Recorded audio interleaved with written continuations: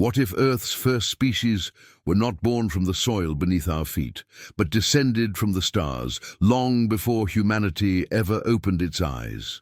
Imagine, just for a moment, that the story we've been told about our origins, about evolution, about the slow climb of life from sea to land, is only a fragment of a much older, much darker truth. Because if even one ancient civilization was right, if even one forbidden text was more than myth, then Earth may not be the birthplace of its earliest inhabitants. It may have been their laboratory. Think about that. Really think about it. What if the first footsteps on this planet didn't belong to early primates or prehistoric creatures, but to an extraterrestrial species whose knowledge, technology, and intentions were far beyond anything we can comprehend today? A species whose existence was carefully erased, buried beneath cataclysms, floods, and rewritten timelines, yet still echoes in ancient tablets, megalithic structures, and legends that survived the destruction of entire worlds. As you hear this, your mind begins to search for the impossible, but the impossible has always been hiding in plain sight. Ancient Sumerian records describe beings who descended from the heavens, beings who shaped life, beings who taught humanity everything from agriculture to mathematics, long before science believes we should have known any of it. These weren't metaphors or poetic exaggerations.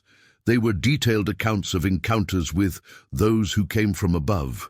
And if you've ever wondered why so many cultures share the same stories of sky gods, creators, celestial architects, and forbidden knowledge, tonight you're about to see those patterns with new eyes. Because the deeper we dig into ancient history, the more it refuses to fit inside the neat, comfortable box that modern narratives have built. There are genetic anomalies in the human blueprint that defy conventional evolution. Sudden leaps in intelligence that should have taken millions of years, but happened in a geological blink. Megalithic structures older than the Ice Age, carved with techniques we still can't replicate today. And every single one of these mysteries seems to whisper the same haunting possibility. Humanity might not have been Earth's first intelligent species. So if we were not the first, who was? Picture a species engineered, imported, or seeded by extraterrestrial beings, a species designed for a purpose that remains hidden beneath layers of myth and censorship. Picture their disappearance not as extinction, but as removal, a reset, a wipe of the cosmic slate after their mission ended, or after something went wrong. Something that forced their creators to erase an entire chapter of Earth's past, leaving behind only fragments, symbols, and ruins that scholars still struggle to decode. This is where forbidden history becomes unavoidable. This is where ancient cataclysms, global floods, and sudden disappearances begin to make sense. Because legends from across the world speak of a time when the sky cracked open, when fire rained down, when oceans swallowed continents. These were not isolated stories. They were memories. Memories of events powerful enough to destroy whole species, rewrite civilizations, and silence the truth about Earth's earliest inhabitants. And tonight, you and I are going to step back into that forgotten era. We're going to trace the shadows left behind by those who came before us, those whose origins might lie far beyond our solar system. But before we go any deeper, let me ask you something. If Earth really hosted an extraterrestrial species long before humans appeared, what happened to them? Where did they go? And more importantly, why does their existence still feel like a secret someone doesn't want us to uncover? Because the closer we get to the truth, the more the pieces begin to align, and the more the past starts to awaken. Before we go any further down this path, I need you to stay with me. Because none of this makes sense unless you're fully present in the journey. Understanding this kind of forbidden content isn't just about watching a video. It's about opening your mind to possibilities that challenge everything we were taught about human origins, extraterrestrial influence, and the hidden species that may have walked this planet long before us. And trust me, the deeper we go, the stranger it gets. So I want to ask you something, right here, right now. What do you think happened to Earth's first species? Do you believe they vanished? Do you think they were wiped out? Or do you feel deep down that they may still be here, hidden, watching, waiting? Drop your thoughts in the comments. Your perspective matters more than you realize because every theory, every idea, every interpretation helps us piece together a truth that has been buried for thousands of years. And sometimes the most revealing clues come from the questions people like you dare to ask. And if this topic already has your mind racing, if you feel that familiar pull toward ancient mysteries, extraterrestrial origins, and secrets humanity was never meant to uncover, then make sure you hit that like button. It tells the algorithm that this kind of content deserves to be seen, and it helps our community of truth seekers grow stronger. Also, if you're new here, or if you've been watching these investigations without subscribing, now is the perfect moment to subscribe to the channel and turn on all notifications. This journey doesn't end tonight. Every week we dive deeper into lost civilizations, extraterrestrial possibilities, Sumerian records, Anunnaki lore, and the hidden threads that tie all these mysteries together. You do not want to miss what comes next. So leave your comment, drop your like, make sure you're subscribed, because the revelations ahead will only make sense when we walk through them together. And as we continue, the puzzle of Earth's forgotten species begins to form a picture far more unsettling than anything found in textbooks.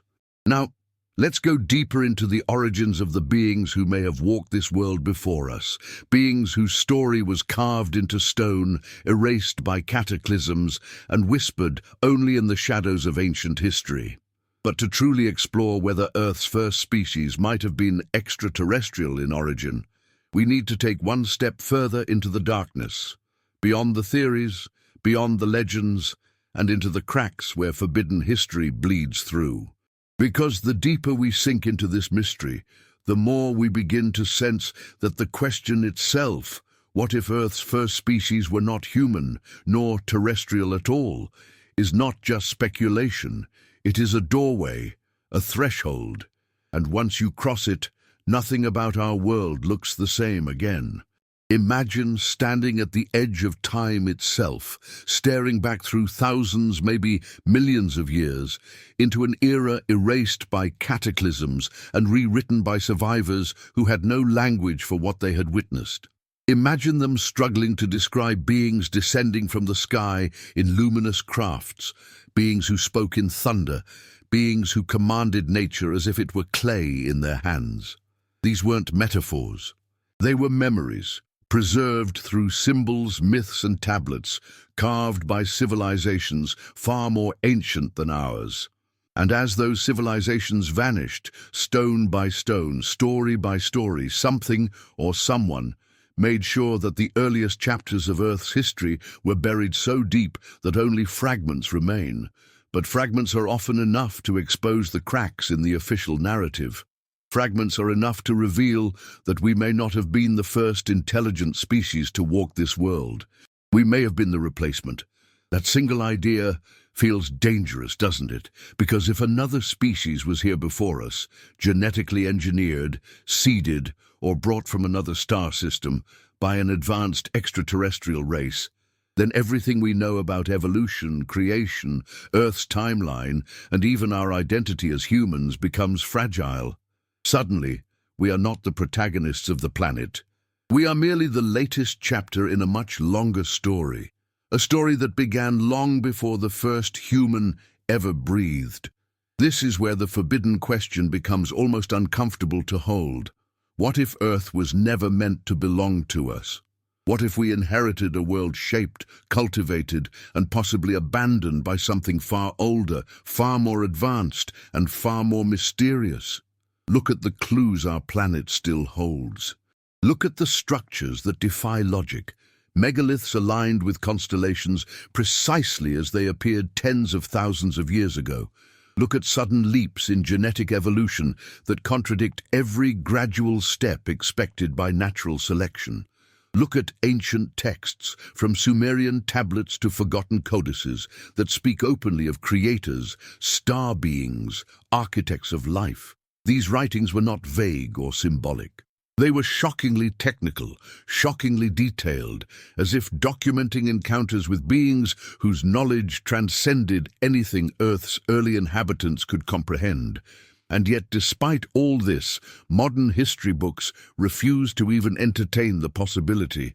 Universities dismiss it. Institutions avoid it. Scientists fear it, because acknowledging it would mean rewriting human origins from the ground up. It would mean admitting that the entire story of humanity might be a carefully edited version of something far stranger, far more expansive, and far more unsettling. But here's the thing. The truth doesn't disappear just because someone tries to hide it. The truth leaves traces. It leaves anomalies.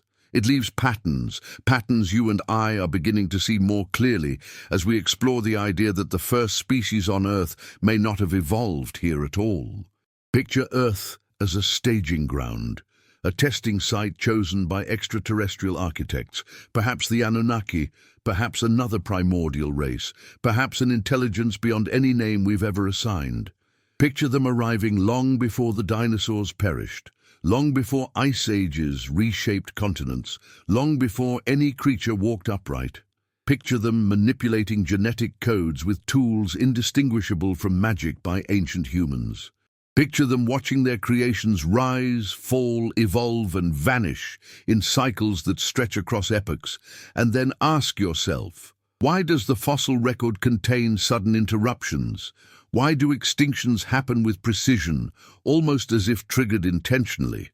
Why do myths from different corners of the world repeat the same story of sky beings descending and reshaping life? These are not coincidences. These are signatures. The forbidden question forces us to look at Earth differently, not as a random product of biology, but as a world repeatedly touched, altered, and possibly governed by extraterrestrial intelligence. That idea is terrifying for some people because it removes humanity from the center of the narrative. It reminds us that we are not alone, and perhaps never were. It suggests that the universe is not silent, not empty, not indifferent, but active, ancient, and deeply intertwined with our past. And if that is true, then the earliest species on Earth may have been designed, engineered for a purpose we have yet to understand. They may have served as workers, explorers, guardians, or even test subjects. Their disappearance may not have been extinction through natural means. It may have been erasure, a reset carried out to prepare for the rise of a new species, us. But what happened to them? Did they die? Did they complete their mission? Did they ascend? Or did they simply go underground into vast caverns and hidden realms, waiting for the day humanity became advanced enough to rediscover their traces? These questions are not random speculation. They are the natural next step when ancient evidence, forbidden history, and extraterrestrial narratives converge so seamlessly that denying the possibility becomes more irrational than accepting it. And the more we explore this path, the more it feels like the truth has been hiding not in secret vaults or classified documents, but right in front of us, in myths, ruins, DNA, and the unexplained leaps of early civilizations. Now, before we continue deeper into this forbidden investigation, I want to ask you something. If you were one of the first species on Earth, an engineered being created by visitors from the stars, would you leave a record, a message, a warning? And if so, where would you hide it? Stone, genetic code, cosmic alignment? These possibilities are not just intriguing. They are essential for understanding who walked this planet before us. So tell me in the comments, do you believe the first species on Earth was extraterrestrial, or do you think humanity is the first intelligent life to rise here? Your comment helps this community grow, and I want to hear your theory. If this topic fascinates you as much as it fascinates me, type "First on Earth." in the comments so I know you're following every detail. And if this kind of deep exploration into ancient mysteries, extraterrestrial origins, Sumerian records, and hidden civilizations resonates with you, make sure you hit that like button and subscribe to the channel. It keeps this investigation alive and ensures you won't miss the revelations coming next. Now, if you're ready, let's push even deeper, because the next piece of this puzzle reveals something most people never dare to imagine. We push deeper into this forbidden question. Something strange begins to happen. The world around us, our cities, our landscapes, our ruins, starts to look different. The ordinary becomes suspicious. The familiar becomes ancient. Because once you allow yourself to consider that Earth's first species may have been extraterrestrial in origin, every stone suddenly feels like it's holding a secret. Every megalith looks like a message. Every ruins feels like an echo left behind by beings who existed long before the first humans ever opened their eyes. And when you begin to truly look, you start seeing patterns that were invisible before. Patterns carved into stone by hands, or claws, or tools, not belonging to any known terrestrial creature. Walk with me into that silence for a moment. Imagine standing in front of a colossal structure, older than recorded history, older than the last ice age, older than anything modern archaeology dares to acknowledge. Imagine running your fingers across the cold, polished surface of a stone block so massive that even today's cranes would struggle to lift it. You look at the precision, the alignment, the impossible craftsmanship, and you realize something unsettling. Whoever built this was not primitive. They were advanced. So advanced that their knowledge appears almost supernatural to us now. And the more you analyze these structures, the more they resemble remnants of a forgotten era that predates humanity entirely. But here is where the true mystery deepens. These sites are not isolated.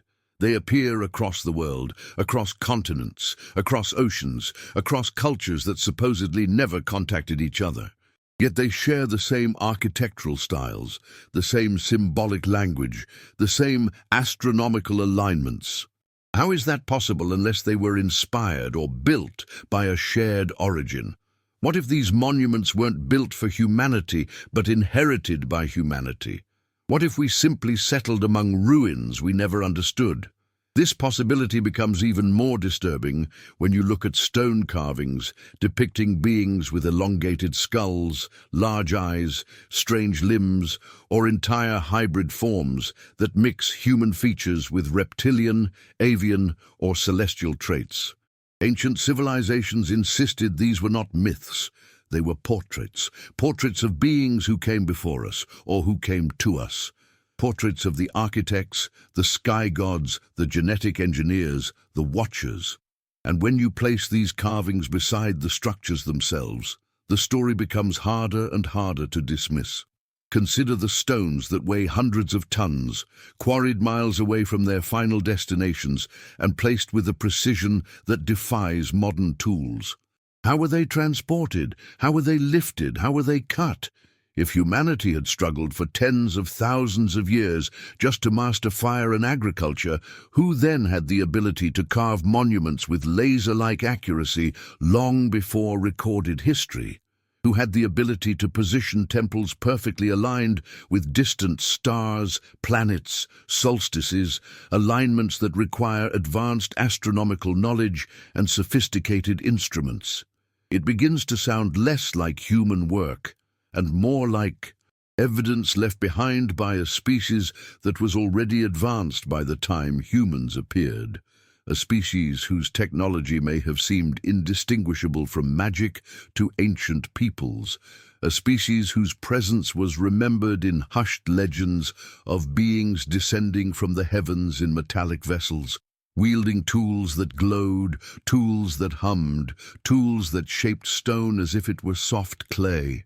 Even more curious are the global flood myths, stories repeated in nearly every culture on Earth that describe an ancient world wiped out in an instant. These stories speak of entire civilizations submerged, entire species erased, and only fragments surviving. But some cultures, especially the older ones, speak not of humans being destroyed, but others. Others who came before us, others who built the world, others who vanished beneath water, fire, or cosmic events. If Earth's first species were extraterrestrial in origin, these flood myths may be the encoded memory of their destruction or their departure.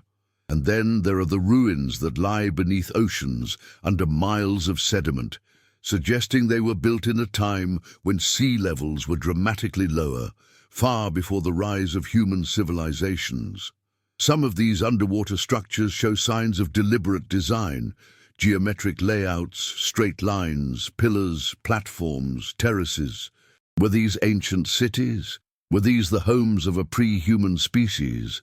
Or were they laboratories, observation stations, or energy hubs built by extraterrestrial architects who visited Earth long before our species existed? Think about the famous anomalies that science struggles to explain. Imprints in stone that appear to be footprints, not of humans, but of gigantic beings. Carvings of what look like flying machines, rockets, or otherworldly suits. Depictions of beings holding objects that resemble DNA strands, genetic tools, and celestial maps. If these were simply myths, they would be symbolic, but they are drawn with technical precision, suggesting that whoever made them was documenting something they had witnessed firsthand. And the deeper you search, the more the evidence piles up. In remote caves, in desert ruins, in jungles swallowed by vegetation, in mountainsides untouched by modern hands, there are clues hinting at a timeline far older than what textbooks admit. They whisper of an age when Earth was inhabited, not by primitive mammals, but by beings who possessed knowledge so vast that even today we struggle to replicate it. Could these beings have been the first species? Could they have been the extraterrestrial origin point for life on Earth? And if so, why did they leave? Or why were they forced to disappear? Imagine for a moment that these beings were not only advanced builders, but also genetic scientists. Imagine that the strange hybrid forms depicted in ancient carvings were not imaginary creatures, but genetically engineered organisms, experiments, prototypes, or workers. Imagine that early humans found these ruins long after the original inhabitants vanished and mistook their advanced technology for divine power. Imagine that what we now call gods were, in truth, the last surviving members of an extraterrestrial race, guiding a younger, less developed species. This is where the connection between ancient clues and extraterrestrial origins becomes unavoidable. When you look at ancient structures with new eyes, you begin to realize they do not belong exclusively to human history. They belong to Earth's history, yes, but not necessarily to our species. They may be the fingerprints of Earth's previous inhabitants, preserved in stone because stone outlives flesh, outlives cities, outlives species. And here is the question that keeps resurfacing. If these ancient clues point to a being or species far older and more advanced than humanity, what does that say about us? Were we created as successors, servants, heirs, or replacements? Before we move forward, I want you to stop and reflect on something with me. If these ancient monuments, these giant stones, these carvings, these ruins, are truly remnants of a pre-human, extraterrestrial species, then what does it mean for our understanding of Earth? What does it mean for our identity? Type ancient clues in the comments if you're following the trail so far. And tell me what you think these structures truly represent.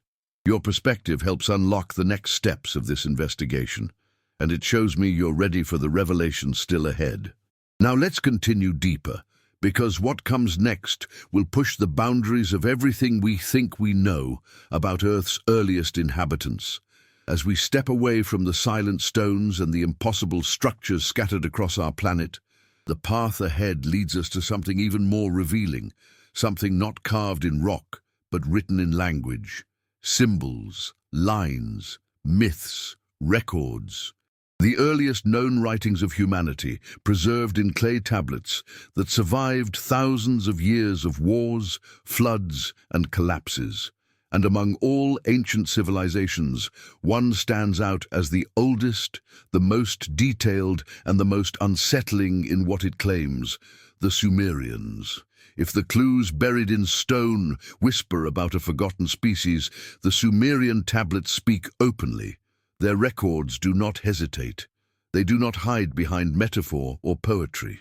They describe, with shocking clarity, beings who came from the sky and shaped life on Earth, not through magic, not through divine miracles, but through knowledge, technical, structured, and purposeful knowledge.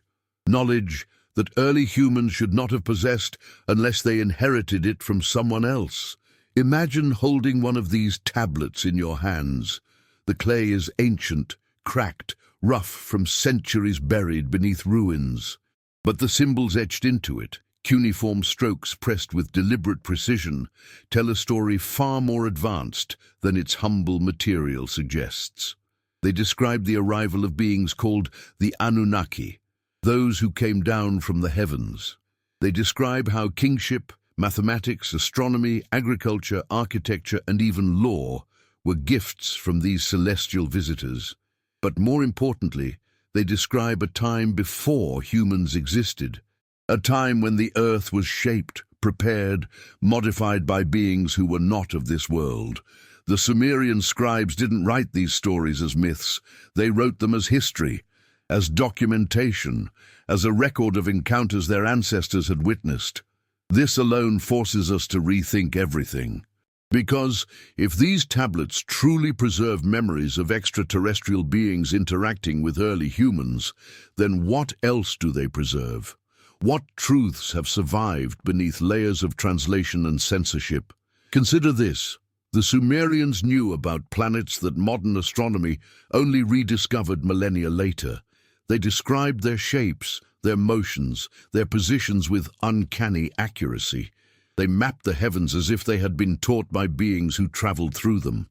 They told stories of creation that resembled genetic engineering far more than spontaneous evolution.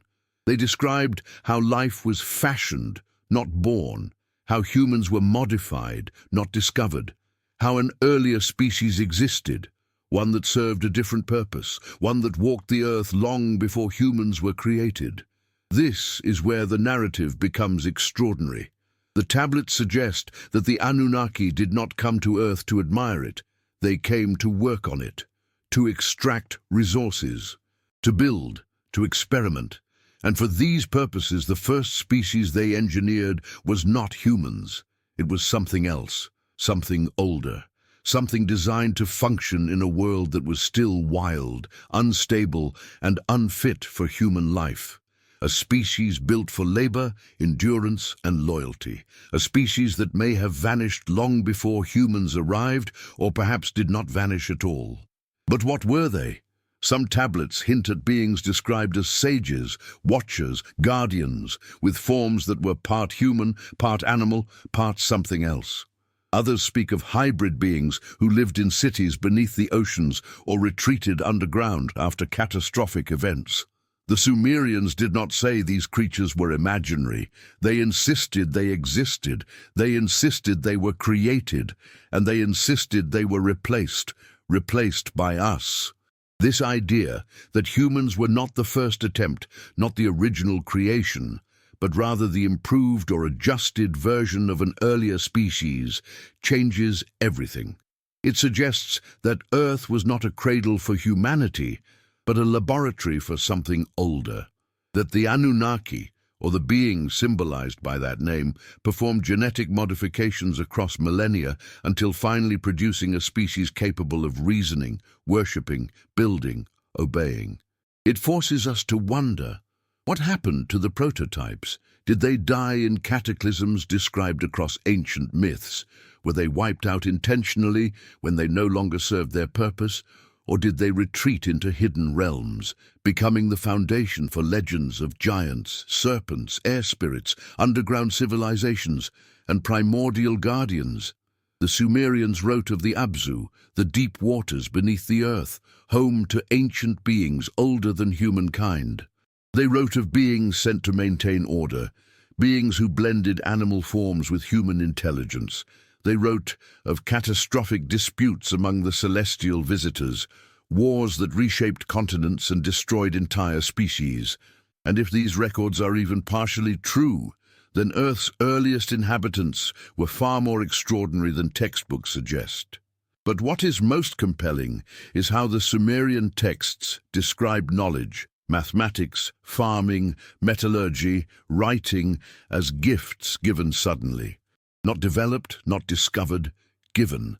This aligns perfectly with the idea that humans were engineered, programmed, or initiated into civilization by beings who already possessed advanced technology long before humanity existed. But why give humans these gifts unless the previous species was gone? This is where the timeline becomes suspicious. Human civilization appears abruptly, with advanced systems already in place. The leap from primitive tribes to organized cities happens too quickly, too smoothly, too intelligently. It suggests inheritance, not invention. And what do you inherit? The remains of those who came before you, their knowledge, their structures, their symbols, their failures. Now imagine the Sumerian scribes trying to preserve all of this in clay, carving the truth they witnessed or heard from elders who heard it from witnesses long before. Encoding details that only make sense today after we rediscovered DNA, astronomy, physics, and engineering. For example, their creation narratives do not describe spirit or magic as the source of life. They describe mixing, binding, combining, essence, and blood, language that aligns eerily with genetic modification. They describe beings fashioned from the clay of earth, but shaped by the blood of the gods. What is that, if not a hybridization process? What is that, if not an attempt to merge an extraterrestrial species with a terrestrial base? And if the first species was created in the same manner, then the Sumerians may have accidentally documented the earliest extraterrestrial experiments on Earth. Experiments that predate humans, predate civilizations, and predate the myths we cling to as metaphors rather than memories. The deeper we explore the Sumerian texts, the more they reveal a truth that feels too organized to be accidental. The Earth was visited. The Earth was shaped. The Earth was used. And the first intelligent beings on this planet may have been created for reasons we still do not understand, reasons the Sumerians wrote about with reverence, fear, and mystery. Before we go further into this forbidden realm, I want to hear from you. What do you think the Sumerians were trying to record? Were they documenting encounters with extraterrestrial architects? Were they describing the genetic creation of humans and maybe the destruction of earlier species? If you're following the thread of this investigation, type Sumerian truth in the comments and tell me your theory. Your voice helps unlock the next steps, and your engagement helps bring this hidden history to more people searching for answers. Now take a deep breath, because what comes next will challenge everything we believe about evolution, DNA, and the origins of intelligent life on Earth. As we move deeper into the mystery, the narrative begins to shift from what was carved in stone or preserved in ancient tablets to something far more intimate, something hidden within us. Because if the Sumerians truly documented interactions with celestial beings who shaped early Earth, and if they hinted at earlier species created long before humanity, then the next logical step is to look at the one place where the truth cannot be erased: our DNA. Stone can crumble, tablets can break, entire civilizations can disappear, but the human genome carries a memory far older than anything recorded in history. It is the ultimate archive, the internal library written not with ink or symbols, but with chemical letters coded across billions of sequences. And the moment scientists first mapped the human genome, an unsettling truth surfaced, one that most people still don't know or don't want to think about. Our DNA contains gaps, anomalies, sudden leaps, and inexplicable insertions that defy the slow, gradual process of evolution that textbooks insist upon. Something happened. Something interfered.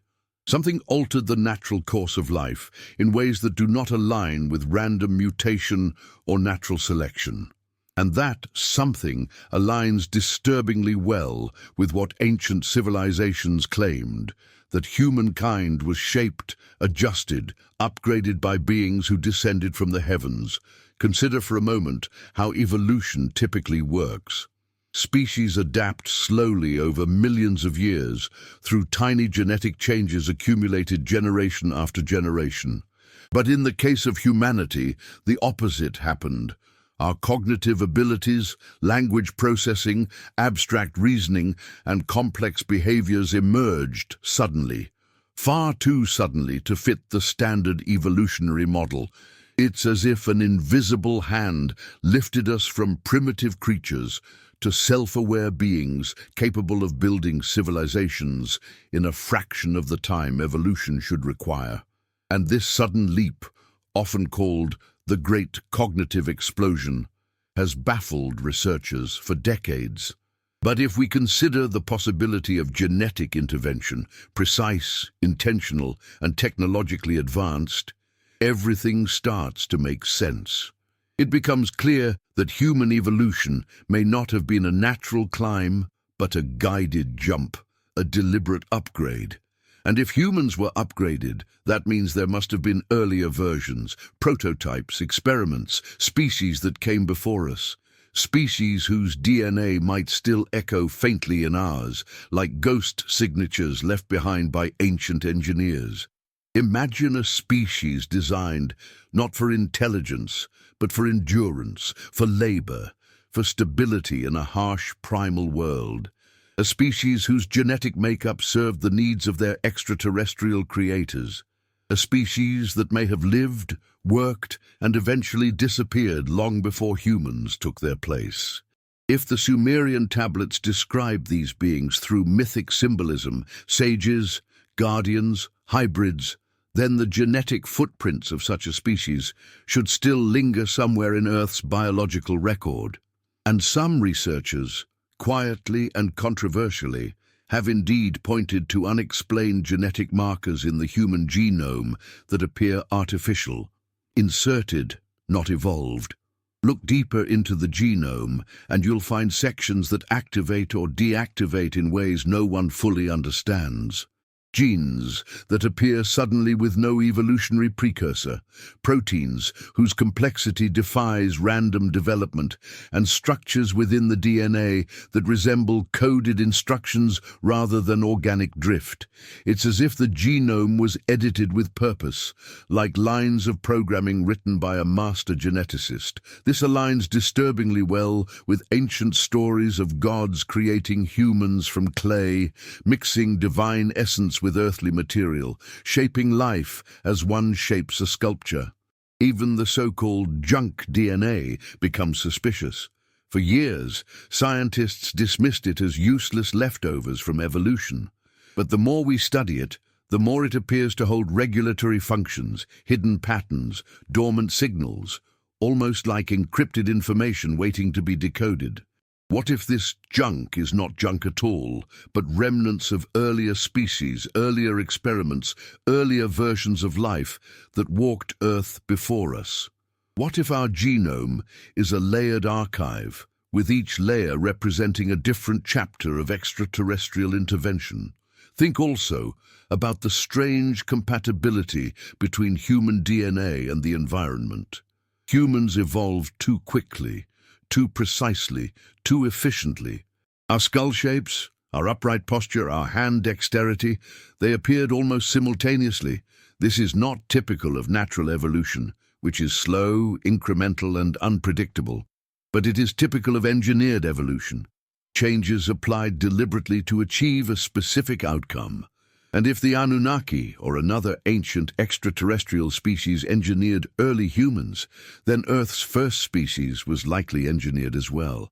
The DNA of that first species, now lost to time, may have been the foundation upon which humanity was built.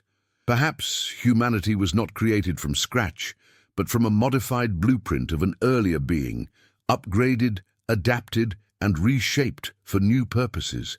That earlier species, now forgotten, may have been the clay the Sumerians described, the raw material, the predecessor, the life that came before. But what happened to them? The genome offers hints. There are signs of genetic bottlenecks, extinctions, resets, sudden reductions in population size that coincide with ancient cataclysms. If extraterrestrial creators wiped out an earlier species, their DNA might have been partially erased, overwritten, or absorbed into new hybrids. Their existence may have ended, but their genetic fingerprints may still live as faint echoes within human DNA. Even the anomalies in mitochondrial DNA, passed down through mothers, suggest timelines that contradict the official evolutionary narrative. Sudden changes, missing links, mysterious ancestors whose genetic signatures do not fit into known species. Some lineages appear older than humanity itself, as if they originated from beings who were here long before humans evolved. These anomalies are rarely discussed publicly, but they form part of the forbidden puzzle that ties ancient myths directly to genetic science. Picture the extraterrestrial architects standing over early hominids, manipulating their genome with tools far beyond our technology. Picture them inserting sequences, removing others, fine-tuning cognitive centers, enhancing linguistic capacity, accelerating neural development. Picture them shaping a species not for survival, but for purpose. And imagine that they had done this before, creating an earlier species with a different purpose, a different design, a different role on Earth. This is where the forbidden question becomes more personal. If humanity was engineered, then who were we engineered to replace? Who were the original inhabitants? And why is their story buried so deeply that it only resurfaces through myths, ruins, and genetic anomalies? As we unravel this genetic puzzle, we begin to see that evolution may not be a straight line, but a staircase, each step placed carefully by an unseen architect. And the Sumerian tablets may have captured the moment humanity stepped onto the latest stair, unaware of the ancient species whose footsteps once echoed across the older ones. Before we go deeper into the next revelation, I want to hear your thoughts. Do you believe our DNA carries the fingerprints of extraterrestrial intervention? Do you believe there were earlier genetically engineered beings who walked the Earth before humans? Comment genetic truth, so I know you're following every detail of this investigation. And don't forget to hit like and subscribe if you want to uncover the next layers hidden within our ancient past, our origins, and our own genome. Now breathe deeply, because what comes next will reveal the possible identity of those earlier beings, the first species that may have called Earth home long before humanity existed. If our DNA carries the fingerprints of extraterrestrial intervention, then the question becomes unavoidable. Who came before us? Who walked this world before humans were shaped, upgraded, or engineered into existence? The Sumerian texts, the myths from ancient civilizations, the anomalies in the fossil record, and the sudden leaps in evolutionary development all point to an unsettling possibility that humans are not Earth's first intelligent species. We may simply be the most recent chapter in a much older, much deeper story. The Earth has played host to beings whose existence has long been erased, buried beneath layers of extinction events, rewritten timelines, and deliberate historical amnesia. To understand who these beings might have been, we need to look not just at human biology, but at the Earth itself, its ancient landscapes, its forgotten ruins, its mythological memories. Because long before humans appeared, the planet was already old. It had already survived cataclysms, global floods, tectonic shifts, volcanic cycles, and cosmic impacts.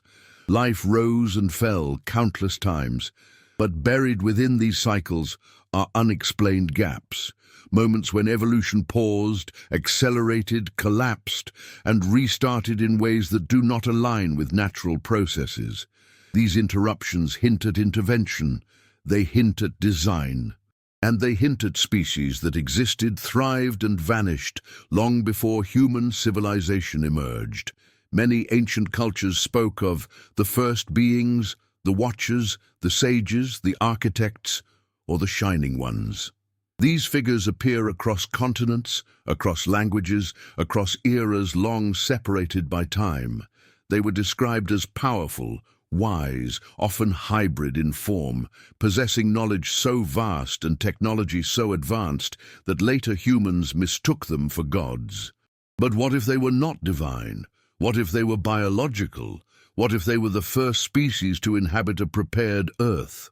Imagine a species taller than humans, stronger, with elongated skulls and enhanced sensory perception. Imagine beings capable of withstanding harsh climates, seismic instability, and cosmic radiation that plagued the early Earth. Imagine them engineered specifically for endurance, survival, and labor in a world still under development. They might have been the miners of early Earth, extracting resources on behalf of their creators. Or they might have been caretakers of the planet, stewards guiding the formation of ecosystems. Or they might have been prototypes, early attempts at creating intelligent life before humans were shaped. Some ancient depictions show humanoids with reptilian features, suggesting a species adapted to a hotter, more volatile planet. Others show bird-like beings, tall, slender, with avian anatomy, possibly adapted to high altitudes or celestial observation. Others still resemble aquatic hybrids, suggesting a species that thrived in the ancient oceans before continental shifts reshaped the world. These images may not be symbolic. They may be fossilized memories of real beings that existed before us. Picture an early Earth dominated by these hybrid species, each fulfilling a specific role within a larger cosmic project. Underground beings maintaining geothermal structures, oceanic hybrids cultivating early marine ecosystems, towering terrestrial beings shaping land, mining, building megastructures that humans would later inherit without understanding their origin. This wasn't mythology. It was a system. A hierarchy, a period in which Earth was not wild and chaotic but organized, supervised, engineered. The Sumerians spoke of the Apkallu, beings of immense wisdom who existed before the flood, described as part human and part fish or bird. The Egyptians spoke of the Neteru, gods who ruled long before humans, whose reigns lasted thousands of years. Indigenous traditions around the world speak of the first people, star people, or ancient ones who lived on Earth before modern humans. These aren't random stories. They're echoes of a time when another species walked this planet. So who were they? Imagine a species capable of telepathy, possessing heightened intuition, able to communicate without spoken language. Imagine beings who could manipulate frequencies, energy fields, or biological processes with innate abilities, skills humans now try to replicate through technology. If these early beings were genetically engineered, they might have possessed traits that humans lack: resilience, longevity, environmental adaptability. They may have lived for centuries, perhaps even thousands of years, as some ancient king lists suggest. These beings could have been the true builders of many structures we find impossible to explain today. They could have carved temples from mountains, shaped monoliths, aligned structures with cosmic precision, and left behind technologies that turned to myth as centuries passed. Humans, when they later arrived or were created, would have found these ruins and assumed they were built by gods. But if these beings existed, what happened to them? The answer may lie in ancient cataclysms, global floods, volcanic winters, meteor impacts, polarity shifts. But what if these events weren't natural? What if they were resets? What if extraterrestrial architects ended the reign of their first species to prepare the world for a new one, humans? Imagine the first species becoming too independent, too aware, too powerful. Imagine them no longer fulfilling their designated purpose. Imagine conflict, rebellion, civil war among celestial beings and their creations. Myths across the world describe divine wars, sky battles, thunder weapons, celestial storms. What if these were memories of advanced technology used in conflicts between earlier species and their creators? If the first species resisted or evolved beyond their intended function, they may have been wiped out intentionally. A reset, a controlled extinction. Their cities may have been drowned, their artifacts buried, their DNA overwritten or suppressed, and humanity may have been engineered as the next step, a more compliant, more adaptable, more limited species. But the traces of the first species still linger, in myths, in ruins, in symbols, and perhaps even in unexplained human traits, intuition, dreams, psychic phenomena that science cannot fully explain. Could these be remnants of abilities inherited from earlier hybrids? Could our fascination with the stars, our longing for origins beyond Earth, be genetic memories encoded within us? It raises the deeper, unsettling question: are we really the masters of Earth, or simply the newest tenants? Before we continue to the next piece of this forbidden timeline, I want to hear your thoughts. Do you believe another species walked this Earth before humans?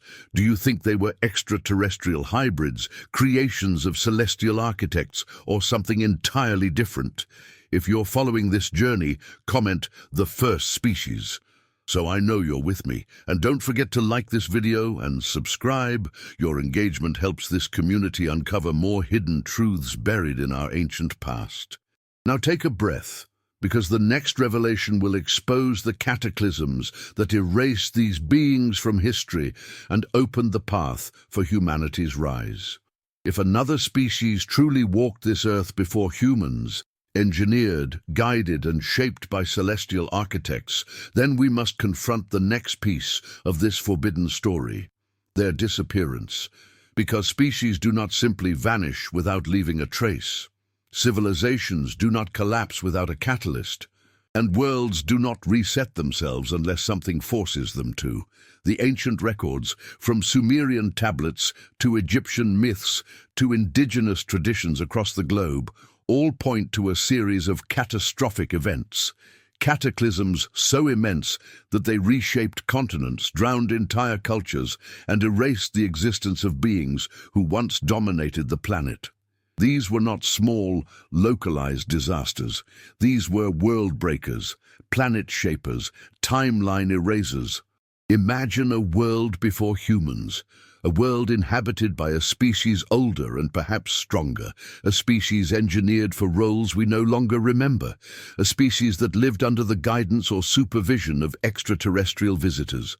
Now imagine tensions rising between creator and creation. Imagine the first species evolving beyond their intended purpose. Imagine rebellion. Imagine knowledge forbidden, technology misused, or alliances formed that threaten the cosmic order established by their celestial architects. In myth after myth, we find descriptions of wars of the gods, battles in the sky, storms of fire, weapons of thunder, and floods sent by the heavens. These are not poetic metaphors. They are memories, someone's memories, of events so destructive that only fragments survived, encoded into stories to protect future generations from repeating the same mistakes. Picture the sky darkening as colossal craft descend, their engines vibrating the air, their light splitting the clouds. Picture shockwaves powerful enough to flatten forests, melt mountains, or vaporize entire regions. Picture oceans rising, swallowing coastlines, entire land masses collapsing into the sea. Picture volcanic eruptions triggered not by nature, but by deliberate intervention, terraforming in reverse. What if these cataclysms were not accidents? What if they were the clean slate strategy of an extraterrestrial species reclaiming control over Earth? The Sumerians wrote of a great deluge unleashed by Enlil, not because humanity was sinful, as later interpretations suggest, but because the creations multiplied in ways not intended. What if this was not about humans at all? What if the first species, the primordial beings, the hybrids engineered before us, became too independent? What if the flood was meant for them? Think about the flood myths repeated across cultures separated by oceans and millennia. The Maya, the Hopi, the Dogon, the Chinese, the Sumerians, the Greeks. They all describe a time when a world before this one was erased. They speak of giants, watchers, hybrid beings, and ancient ones who perished in water, fire, and cosmic storms. They speak of survivors, often one or two, tasked with rebuilding. But these survivors rarely resemble humans. They resemble the first species. Now consider this.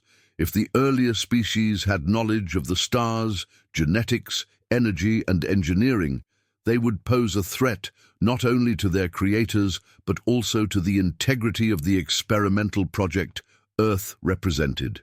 If they gained autonomy, rebelled, or sought power, the extraterrestrial overseers would have had no choice but to reset the planet, not out of malice, not out of vengeance, but out of necessity, cosmic protocol perhaps, or a strategic decision to start again.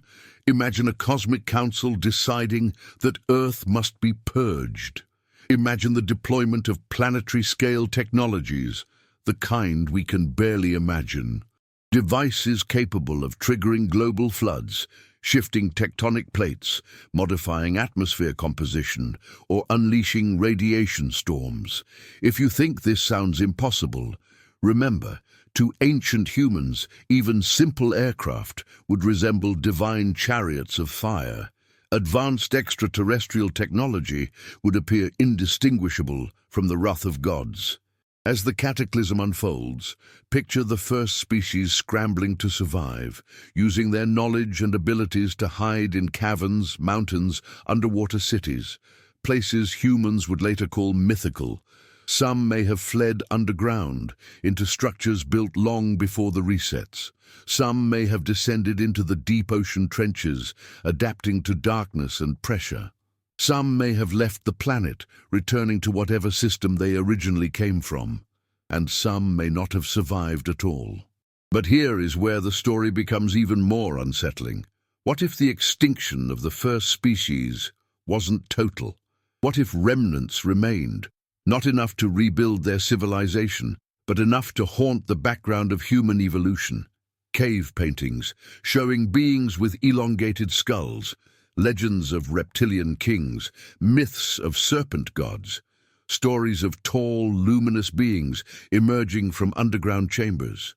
Are these figments of imagination or fragmented encounters with survivors of the first species? The Earth itself carries scars of ancient resets, layers of sediment showing sudden mass extinctions, shocked quartz indicating cosmic impacts, melt glass spread across continents as if the ground liquefied in an instant, ancient radioactive anomalies suggesting weapons beyond human history. All of this aligns too well with the timeline of a reset orchestrated by higher powers. And once the Earth was cleansed, once the first species was buried under water, ash, or stone, the extraterrestrial architects may have returned to begin the next phase, the creation or upgrading of humans. The rise of Homo sapiens, with our sudden intelligence, adaptability, and ability to worship, may have been the intended outcome. The creators needed a species that would not rebel, that would not rival them, that would not develop abilities comparable to their own. A species that could build, reproduce, and maintain civilization under guidance. Humanity was the reboot. The first species was the deleted file, but deleted files are never completely gone. Traces remain, whispers remain, genetic echoes, mythological memories, impossible ruins, and perhaps even surviving pockets of the first species, hiding in places humans rarely explore, deep underground networks, isolated mountain ranges, mysterious lakes, dense jungles, or deep-sea trenches. This is where the story branches into the unknown. If these beings survived the cataclysms, they may have watched the rise of humans from the shadows, waiting for the moment when humanity would become advanced enough to rediscover the truth. or advanced enough to become a threat, just like the first species. Before we continue to the next part of this journey, I want to ask you something important.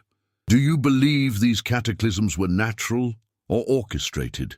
Were they mere accidents of geology and climate, or were they intentional resets designed to erase the first species and make room for us? If you're following this timeline and uncovering this hidden history with me, type Reset Earth in the comments.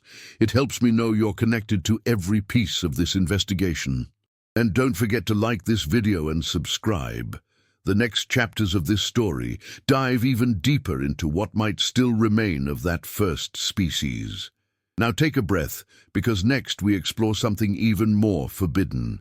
The excavations, discoveries, and suppressed findings that may reveal what or who survived the ancient reset. As the dust of ancient cataclysms settles in our imagination, another layer of this hidden story begins to reveal itself. One far more recent, far more physical, and far more difficult to deny. Because long after the first species vanished, and long after humanity rose in their place, the Earth did not stop whispering. It did not stop revealing fragments of what came before. And throughout history, scattered across deserts, mountains, jungles, and ocean floors, people have stumbled upon things that should not exist. Objects, bones, structures, and remnants that do not fit into the human timeline. But every time these discoveries surface, they disappear again behind locked doors, classified vaults, private collectors, or unmarked government facilities. Why? What is so dangerous about the truth? Imagine an archaeological team digging in an isolated desert, expecting pottery shards or primitive tools, only to uncover a metallic alloy that cannot be reproduced even with modern technology. Imagine opening a sarcophagus only to find a skeleton far too tall, too elongated, too anatomically different from anything classified as human. Imagine drilling into a mountain and hitting a hollow chamber carved with geometrical precision, filled with symbols that matched no known culture and no known species. These discoveries are not random accidents. They are part of a pattern that aligns perfectly with the idea that Earth was once home to beings more advanced than early humans.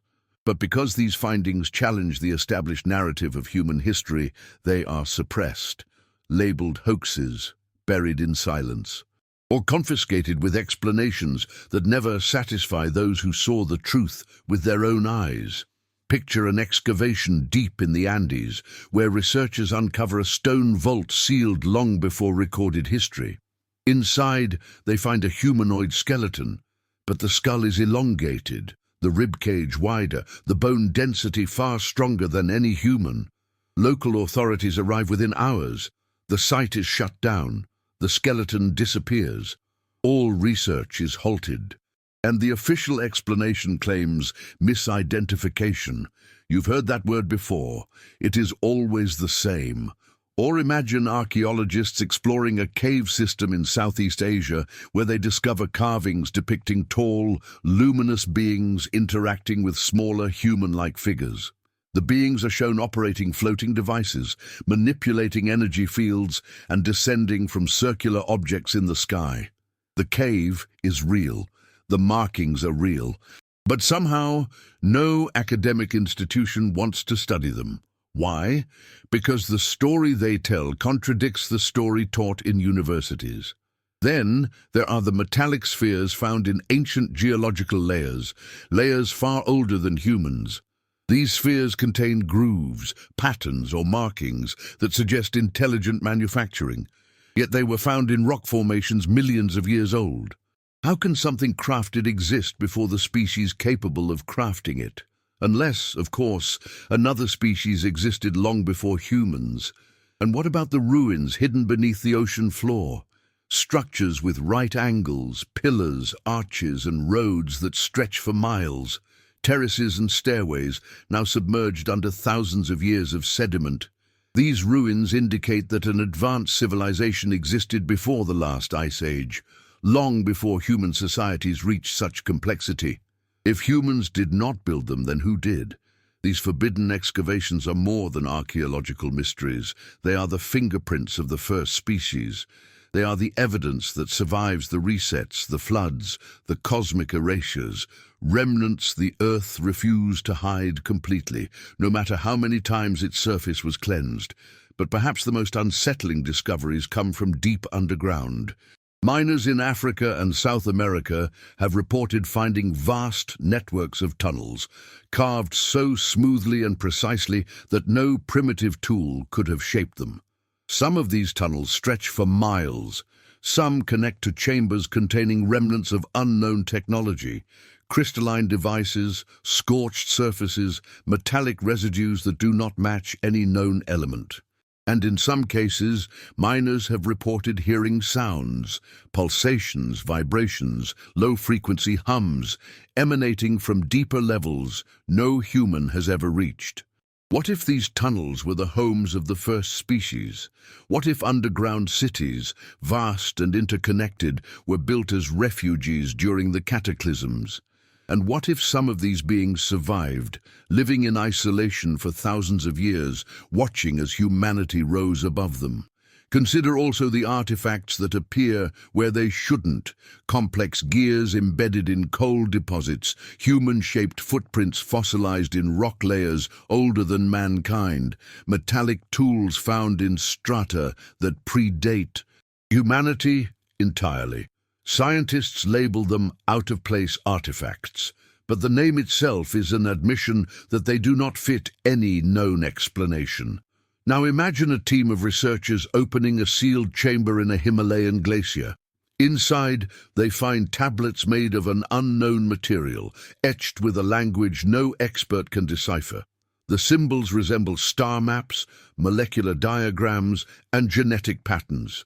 The ice preserved them perfectly for tens of thousands of years. Before the team can publish their findings, the chamber collapses under mysterious circumstances, burying everything. Coincidence? Maybe. But how many coincidences does it take before the pattern becomes undeniable? One of the most famous suppressed discoveries involves skulls. Skulls that are not human. Some have cranial volumes far larger than ours. Some have bone structures that appear reinforced or artificially modified. Some have no sagittal suture, no parietal plates, no features consistent with any known hominid. And yet, whenever these skulls surface, they are dismissed as deformities, despite clear evidence to the contrary. Is this denial because the skulls threaten the official timeline, or because they confirm the existence of the first species? Think, too, about the stories from explorers who ventured into remote regions and returned with tales of encountering strange beings, tall, pale, luminous, or reptilian, beings who retreated deeper into caves or vanished into forests with impossible speed. These accounts never receive official investigation, but they persist across decades, across cultures, across continents. Are all of them lies? Or are they glimpses of survivors from an age before ours? And then there are the ruins found in Antarctica. Satellite images showing geometric patterns beneath the ice, aligned symmetrically in ways that suggest intentional design. Researchers who attempt to explore the region are often turned back by weather conditions or restricted zones. Yet we know Antarctica was not always frozen. It once housed forests, rivers, and perhaps cities. If the first species lived during that era, their ruins would now lie buried under miles of ice. All these findings, scattered and censored, paint a picture clearer than any textbook dares to admit. The Earth is older than our history, life on Earth is older than humanity, and intelligence on Earth existed long before humans ever appeared. Before we move into the next chapter of this investigation, I want your thoughts. If you've reached this point with me, tell me, do you believe these forbidden excavations are evidence of the first species? Do you believe governments and institutions are hiding the truth? Comment "hidden proof" to show you're following every clue. And don't forget to hit like and subscribe. Your support keeps this journey alive and helps uncover more pieces of our forbidden past. Now get ready, because in the next part, we explore why extraterrestrial architects may have seeded Earth with life, and what purpose the first species was designed to fulfill. As we sift through the ruins, the forbidden excavations, and the suppressed discoveries left behind by the first species, a deeper question rises from the dust, one that echoes through every fragment of evidence, every myth, every anomaly buried within our DNA. Why would an extraterrestrial civilization seed Earth in the first place?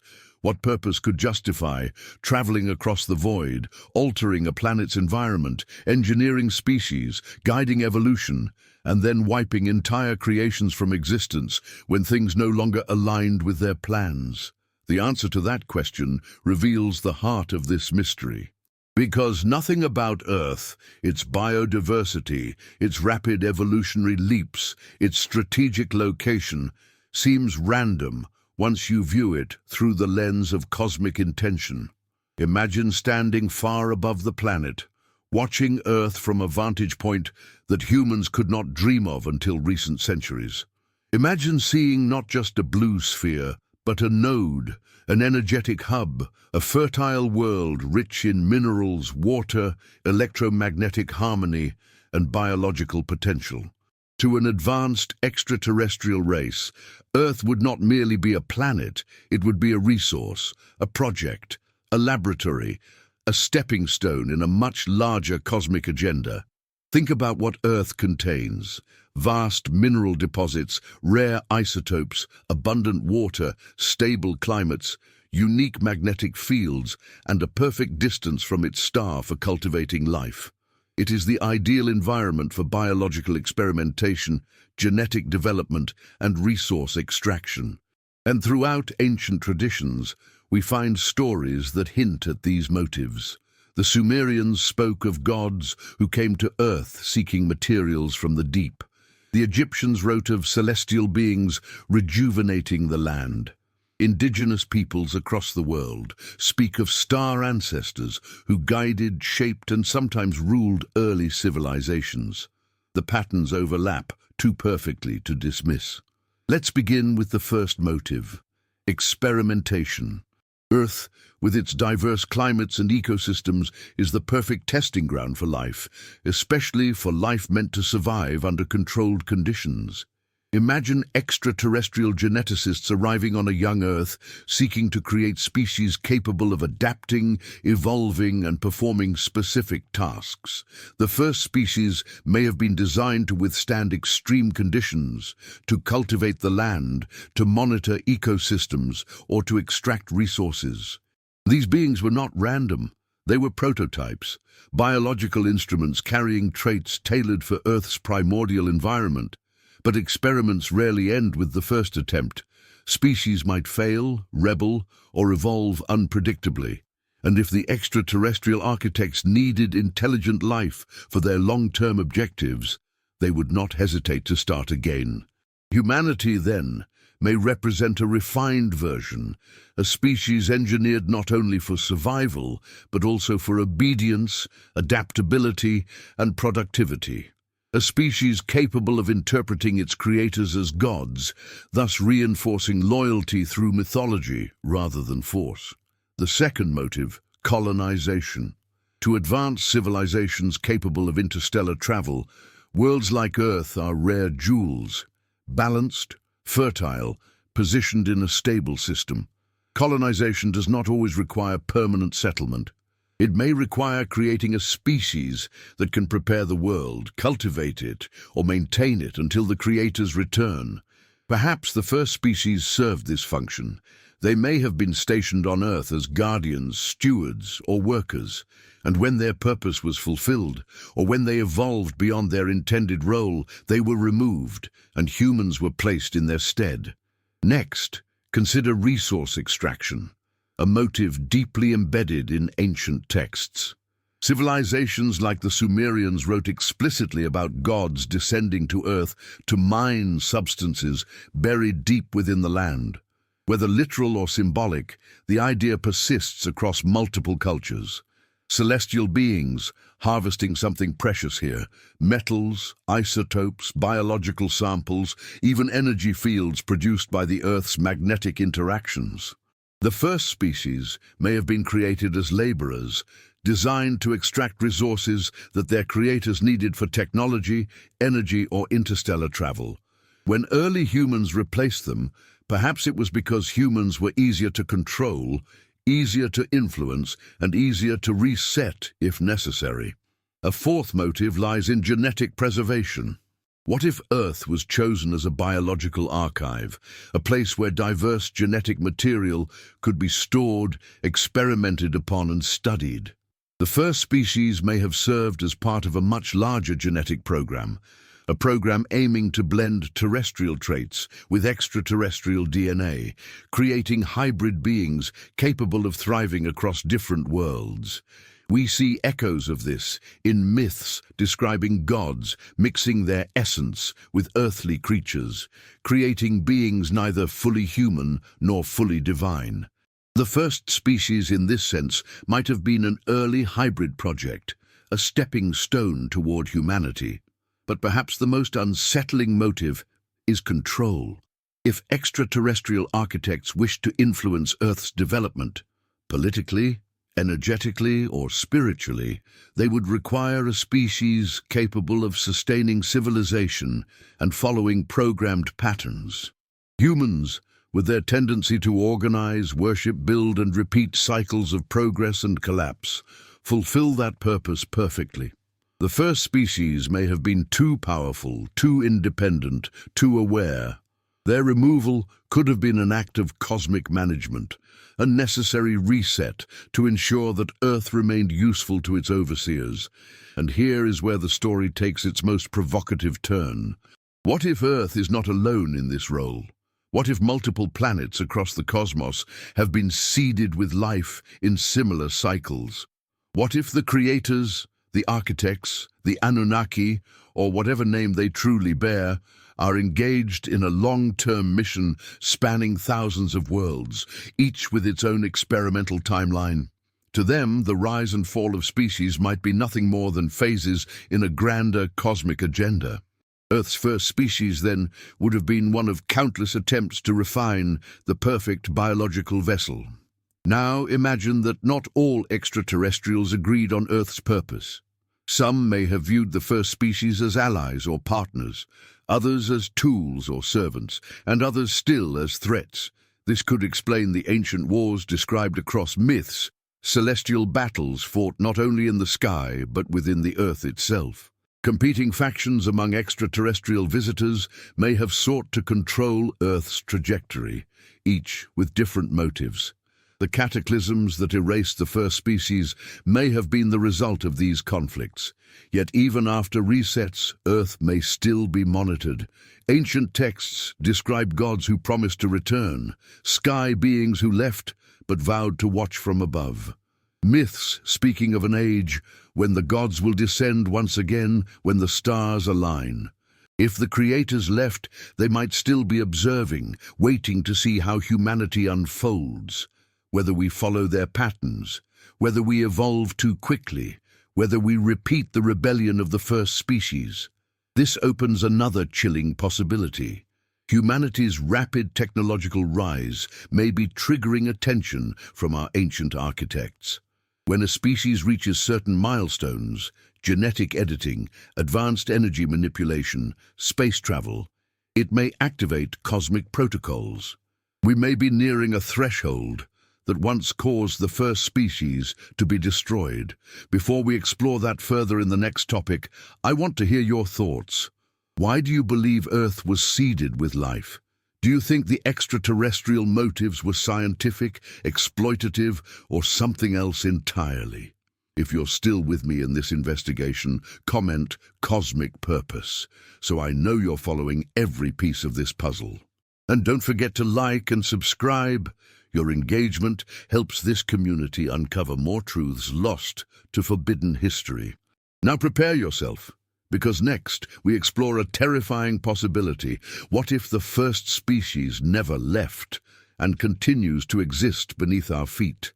If extraterrestrial architects truly seeded Earth and engineered multiple species across vast cycles of time, then the question that now rises from the shadows is perhaps the most provocative, the most unsettling, and the one that humanity may not be ready to face. What if the first species never left? What if the ancient beings created long before humans, the hybrids, the guardians, the workers, the prototypes, did not die during the cataclysms? What if they simply moved downward? Because when we trace the fragments of forbidden excavations, the suppressed findings, the ancient myths, and the unexplained phenomena occurring across the planet, a pattern begins to form. A pattern pointing not to extinction, but to migration, a retreat, a preservation of something older than us, hidden out of sight, not in the stars, but beneath our feet. Imagine a species engineered to survive extreme conditions, radiation, darkness, pressure, heat, conditions that would kill a human quickly, but that would be perfectly suited to beings designed for Earth's early instability. Imagine them navigating through vast subterranean networks, carving tunnels with technologies that fused stone rather than crushed it. Imagine them sealing chambers, creating cities powered by geothermal energy, storing knowledge and artifacts far from the reach of surface events. Cataclysms would not destroy them. Floods would not drown them. Cosmic resets would not erase them. The Earth's crust is not empty.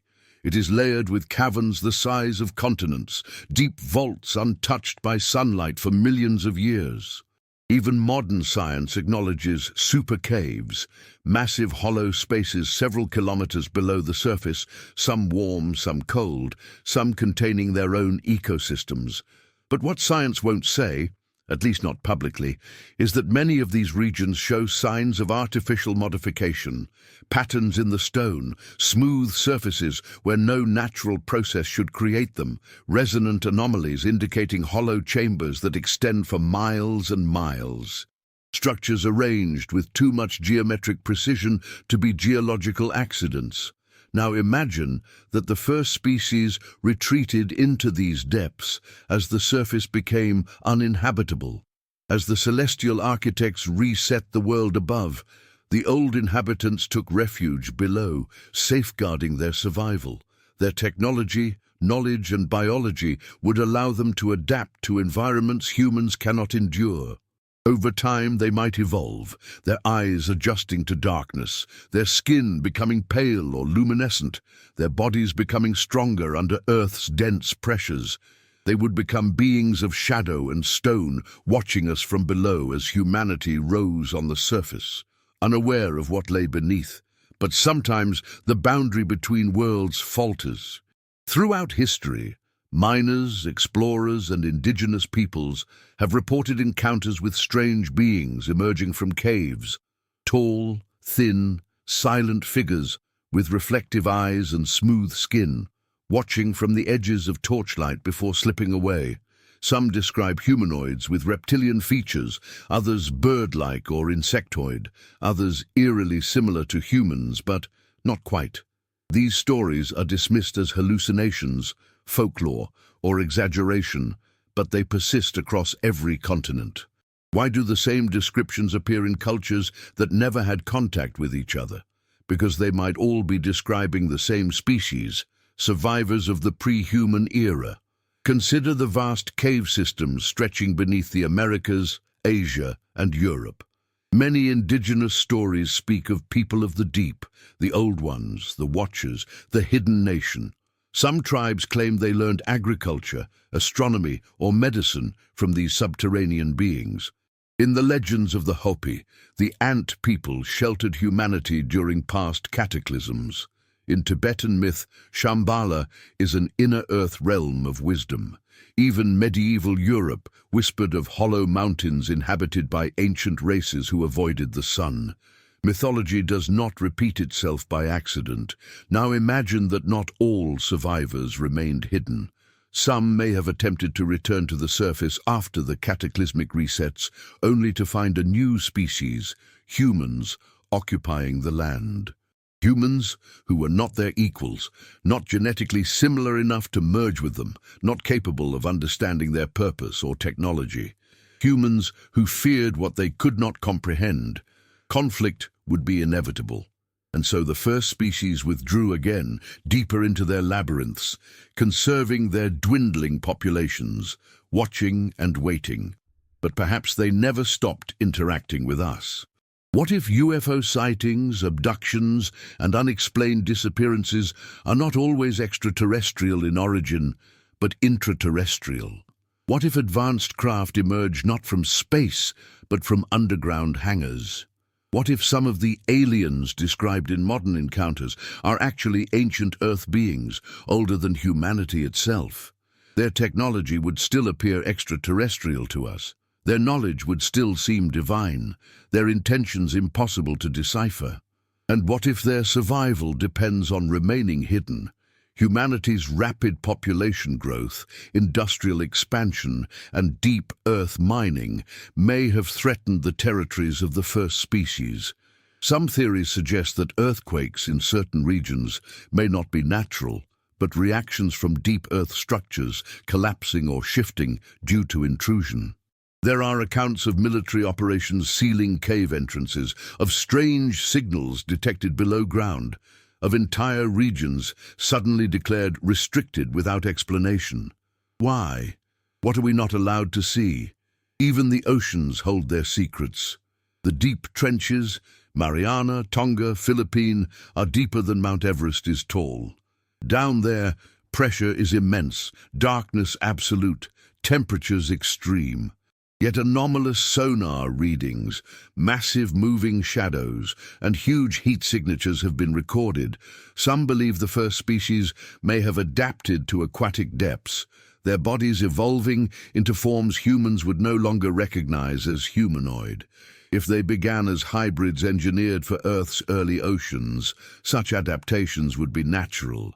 And think about the magnetic anomalies found in remote regions, places where compasses fail, GPS signals distort, aircraft malfunction.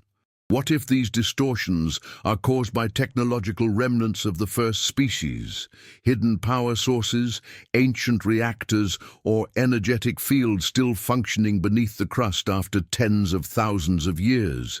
These anomalies often coincide with ancient myths describing forbidden lands or entrances to the underworld. Entrances, perhaps, not to a spiritual realm, but to physical subterranean cities. But the greatest question of all is, are they watching us? If the first species survived underground or underwater, they would have seen humanity rise, fall, build empires, discover electricity, develop nuclear weapons, reach space. They would have monitored us through cycles of war, famine, and technological evolution. They would know when we approached thresholds that they themselves once crossed, thresholds that led to their downfall. Perhaps they fear we will repeat their mistakes. Or perhaps they fear we will surpass them. Some theorists propose that contact between our species and theirs must remain limited until humanity reaches a stable evolutionary stage. Others believe the first species may intervene if we become too dangerous, not to protect us, but to protect themselves. After all, they were here first. We are the intruders on their planet. Before we continue into the final chapter of this investigation, I want to hear from you. Do you believe the first species survived underground or beneath the oceans? Do you think they still influence our world from the shadows? Comment, they never left. So I know you're connected to this journey. And remember to like and subscribe. Your engagement helps bring more truth seekers into this exploration of our forbidden past. Now take a breath, because in the next part, everything we've uncovered converges into the most disturbing question of all. If they never left, what happens when humanity finally finds them?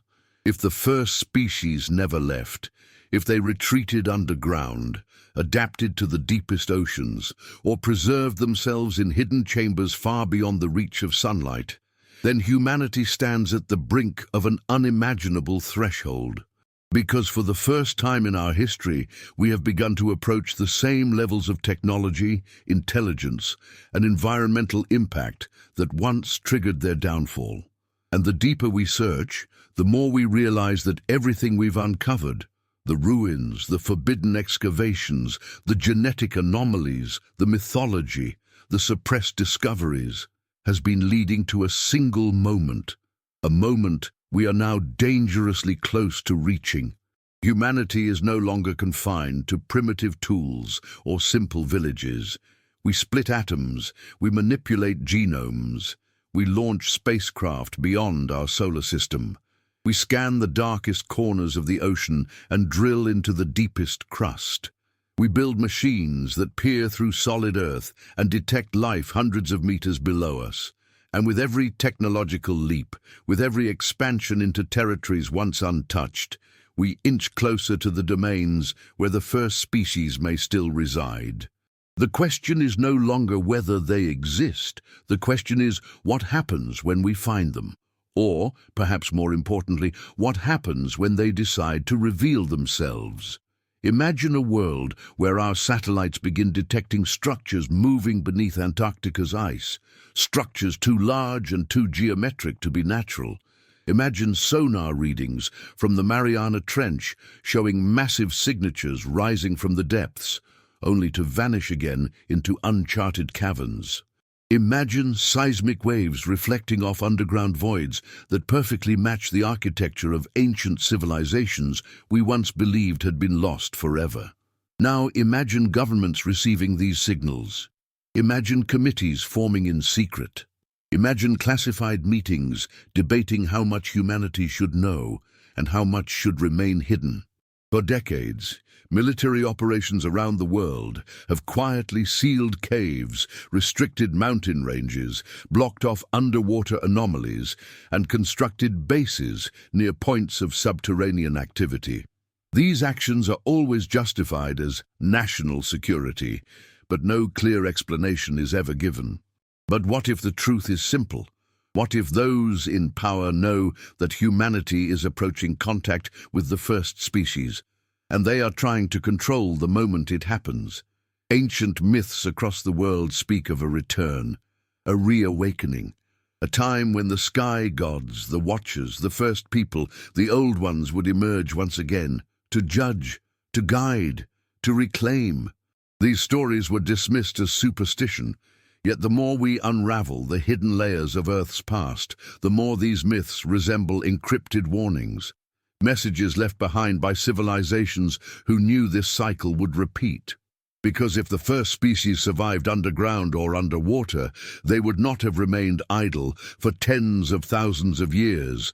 They would have evolved, advanced, developed new technologies fueled by geothermal energy, magnetic fields, crystalline power sources, and biological enhancements far beyond human science. Their isolation would not limit their progress. It would accelerate it. Without wars, without distractions, without interference from surface civilizations, they may have perfected tools and abilities humans cannot even imagine. So what would this ancient species think of us now, as we crawl closer to their refuge with each passing year? Would they see us as children, fumbling with dangerous toys, splitting atoms, tampering with DNA, polluting ecosystems, destabilizing the planet? Would they view us as potential allies or future threats? Or would they see us the same way the extraterrestrial architects once saw them, as a species approaching a forbidden threshold?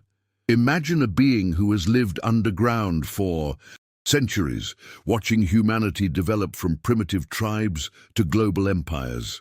Imagine them observing our progression toward technologies they once possessed, technologies that perhaps contributed to their downfall.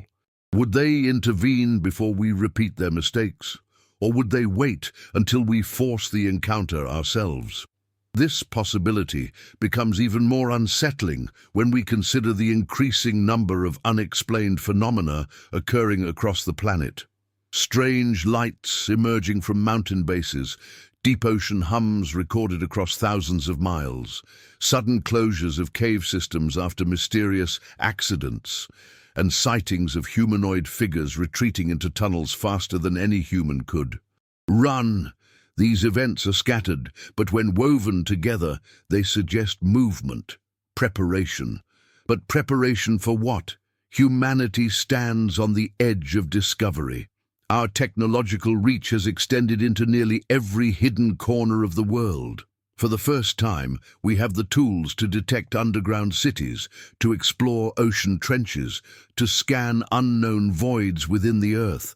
And we also possess the capacity to awaken something ancient, intentionally or by accident. If the first species views us as intruders, they could respond defensively.